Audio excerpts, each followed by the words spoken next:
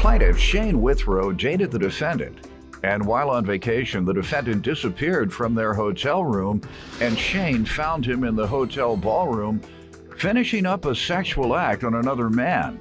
Shane suing his ex for a loan and an insurance payment. Defendant Stephen Kaladecker says he stays friends with most of his exes, but Shane did not like that, and he got angry after he overheard Stephen express his platonic love for an ex. Stephen's countersuing for living expenses. All right, and sir, you're suing your former fiance for $3,378 for an unpaid loan and insurance payment? Yes, sir. And you're countersuing for $3,000 for living expenses? Yes, Your Honor. Start with you. I met Stephen around September 2009. Stephen is actually kind of rather dramatic, but that was part of the thing. Part of the thing, what? Like, you were attracted to? Yeah. You like drama kings? Sometimes. Okay. What does that do for you? Makes me laugh. Oh, okay, as entertainment. Yeah. All right. On our first date, he actually dislocated his jaw trying to do a dance move. Doing what? Trying to do a dance move? Okay. So we spent the rest of the date in the ER.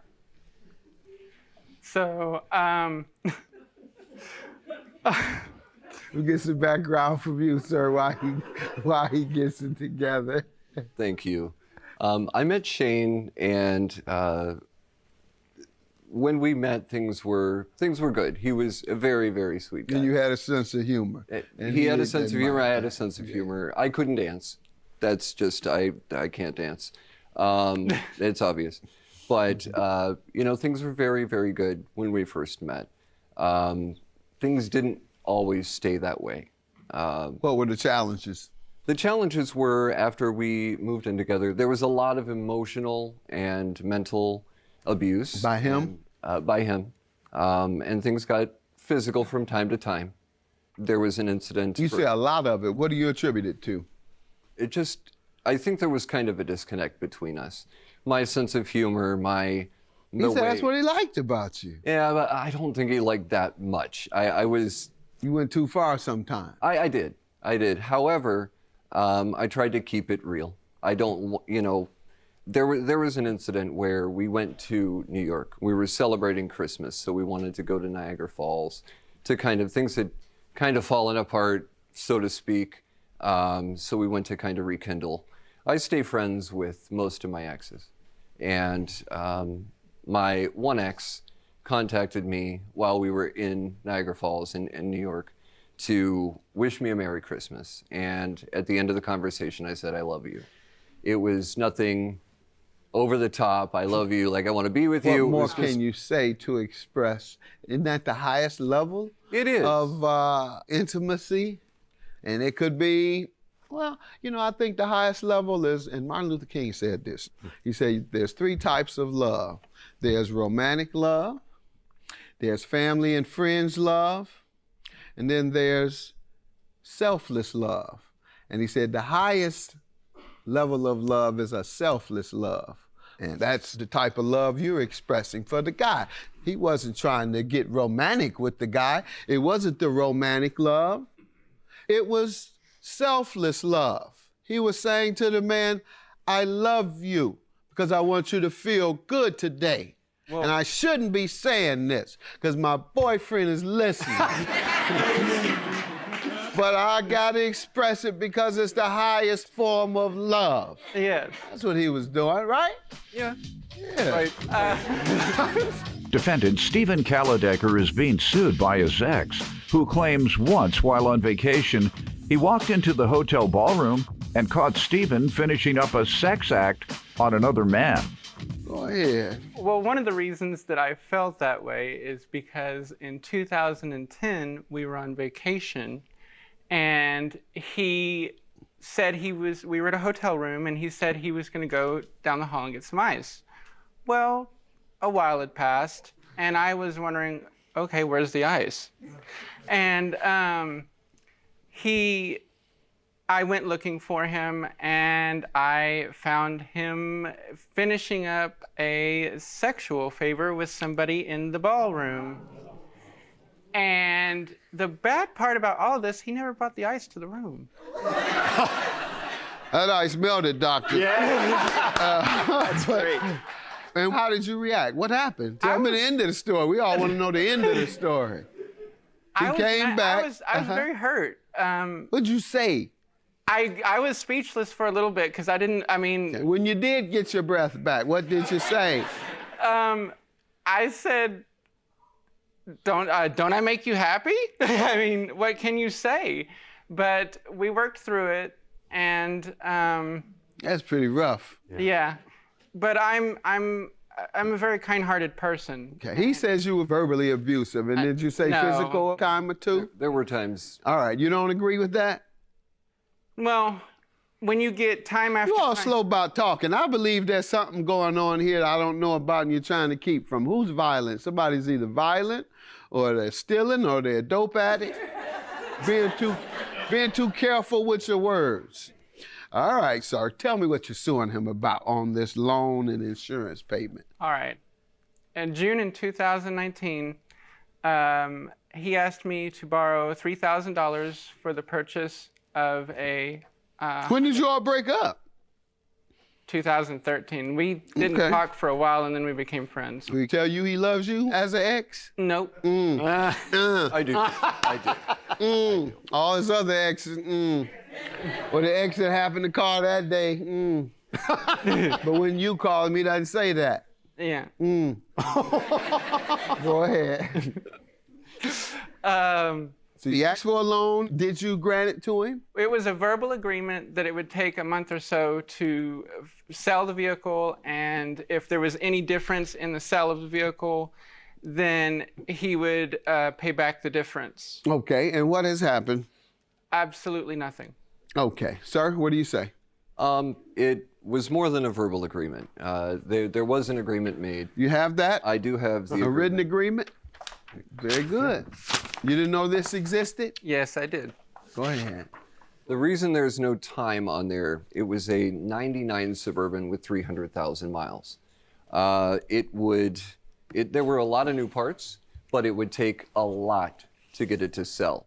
My husband, Devin, is a mechanic, and he was doing the work on the vehicle. We also listed a lot of things online as far as what was done to So you it. attempted to sell it. We did, several times. That was a screenshot from one of the... Is this the market value? The value book was value? It was lower than that, but the amount of work, over $5,000 of work had been placed into it. All right. So what's your defense, sir?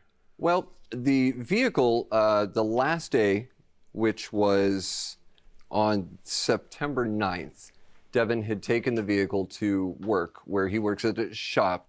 On his way home, he got run into by another vehicle. So the truck was totaled. That's the crash report I have here. The vehicle was totaled at that time.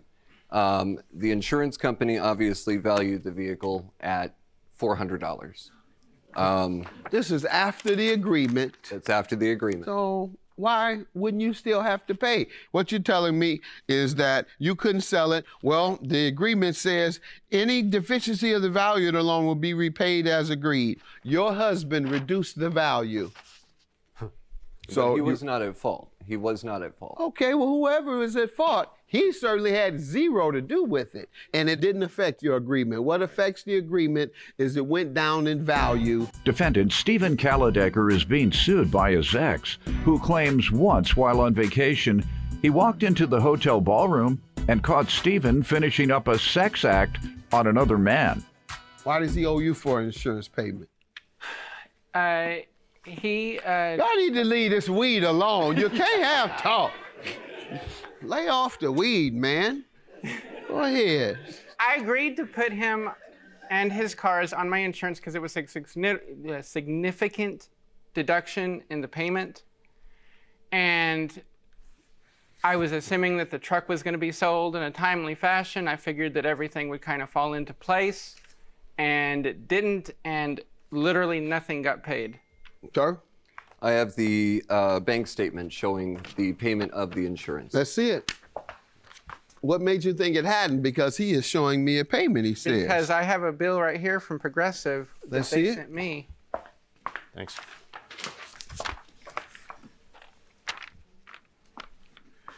Okay, sir, this is very easy. Due date, August 26th. They must not have processed it in time because he shows me a payment on August 16th. Well, it's on my $378. credit now because they dropped my entire policy because of all of this. He paid him, so you need to go and get it off your credit at the very least. He's paid him, sir. And it appears they just had not, as utilities or insurance companies do, sometimes they don't process their paperwork in time. Your counterclaim for $3,000 for living expenses, how does he owe you? It was initially 2 days. He contacted me and said, I found a place to live. He was moving from Florida. He got kicked out of his place in Florida. So I said, yes, you can stay with us in consultation with my husband. Your ex. There you go with them exes again. That's what's getting you in trouble. One ex, you're telling them you love him in front of your boyfriend, and then this ex, you let him move in. Right. And think your husband all right with it. He's just trying to be nice and keep peace in the house. Well, we thought it was 2 days. It ended up being 2 months. He stayed for 2 months, didn't pay a dime. He did not pay. What was the agreement? The agreement was 2 days. Okay, and when he stayed beyond that, what was the agreement on paying? The agreement on paying was he would help with the bills. He would help with. There was no set amount? There was no set Did he amount. ever give you a dime? I do have a Did he ever breakdown. give you a dime? No. Never brought a loaf of bread or milk, anything? When he came from Florida, he brought a 6-pack roll of Well, you toilet just paper. said he didn't. 6-pack. That Well, he was did in his contribute luggage. to the household. Brought a 6-pack. What else? No, toilet paper. Well, that's Not good. beer, That's even toilet more paper. necessary than beer. But that Go was, ahead. That was. You want toilet paper or beer? Which one you prefer? I'd rather have the toilet paper. Well, then, he brought it. So he contributed to the household. If there was no agreement, then he doesn't owe. Did you do something to contribute over those 2 months? I wasn't there for 2 months. How long were you there? And did you do anything while you were there? I was there for 3 weeks. And did you contribute anything? I did. What? Dinner, twice. In the household? Yeah. You bought the food? Yeah. And cooked? No, he cooked. All right, but you bought the food. That's Yeah. contributing. There was no set amount. $3,000 is your judgment. He showed evidence that he has paid the insurance, so you need to follow up with that. Can he have the receipt? Yes. So that he can prove to the credit company when it was paid and everything else you need to do. Your claim is dismissed. He did contribute to the household. He brought toilet paper and he brought food. He met the minimum. Have a good day. That's my mistake. He's a good guy. He really is. We've reconciled many times. I'm sure we'll get through this again if he's willing to do that. But we just need to be more careful with what happens. That's it. That's it. I wish that you. I get that you go through stuff, but I wish that you would, if you feel that you can't do something, don't try to do it.